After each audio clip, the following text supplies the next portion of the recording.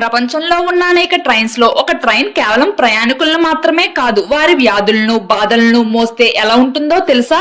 ఈ ట్రైన్ ప్రతి రాత్రి 9:30 పంజాబ్ లోని బతిండా నుండి రాజస్థాన్ లోని బికానీర్ కు వెళ్తుంది. ఈ ట్రైనే క్యాన్సర్ ట్రైన్.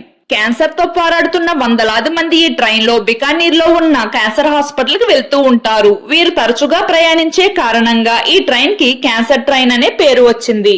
పంజాబ్ లోని మాల్వా ప్రాంతంలో వ్యవసాయ భూమి తీవ్రంగా కలుషితమయ్యి ఉంది. ప్రతి సంవత్సరం 5,000 మెట్రిక్ టన్నుల పురుగు మందులు, పెస్టిసైడ్స్ ఉపయోగిస్తున్నారు. ఇది విషపూరిత వాతావరణాన్ని సృష్టిస్తుంది. ఈ రసాయనాలు పొలాలకే కాదు, నీరు, నేల, తల్లిపాలను కూడా కలుషితం చేస్తున్నాయి.